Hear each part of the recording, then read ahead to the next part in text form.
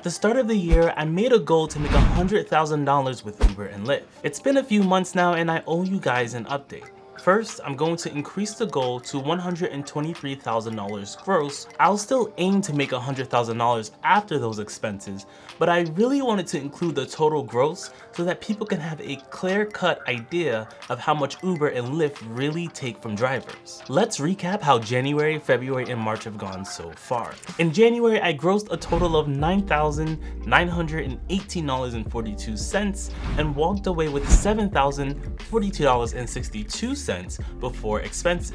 I already have a full video detailing how much money I made after expenses, including gas and all of that I will have linked below in the description.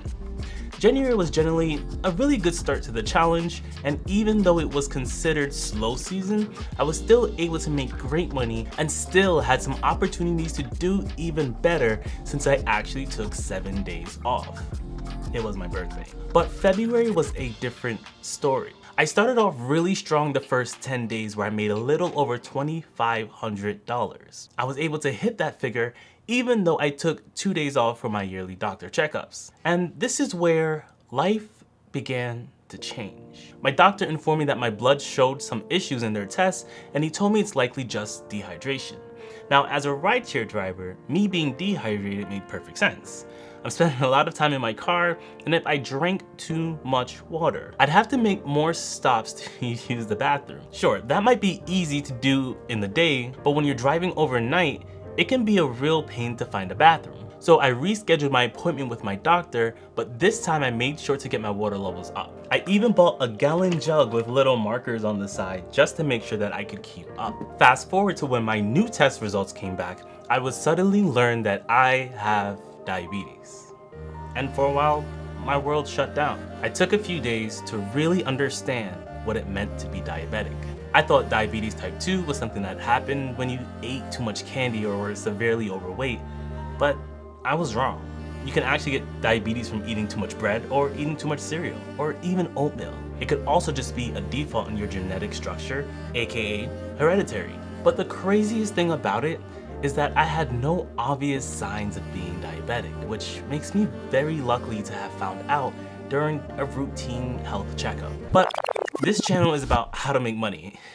If you want to follow my life's perspective as a diabetic, I've made a new YouTube channel you can check out called No Sugarcoating. The time I spent learning and figuring out how to manage my new condition while trying to hit my new $123,000 goal demotivated me from driving during February. It was too much to deal with all at once, and because of that, I only made $3,740 after Uber and Lyft fees.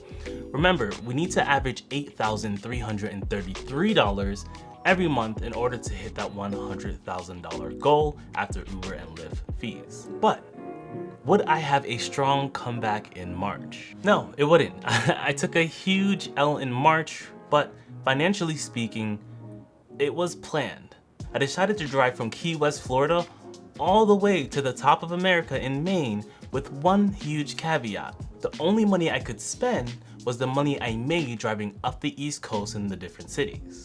It was an idea that I knew would limit my income, but it was a video I really wanted to make for you guys, so make sure you're subscribed so you don't miss it when I drop that video in a couple weeks. I expected that I would have to work harder in March to make up for that, but what I didn't expect was that I also got really sick from doing the trip from Key West to Maine. As a result, I made even less money in March than I did in February. After Lyft and Uber expenses, I only made $2,354. But let's look at the totals and what we have to do moving forward to make sure that we hit this goal. Before Lyft and Uber take their fees, we made a total of $26,471.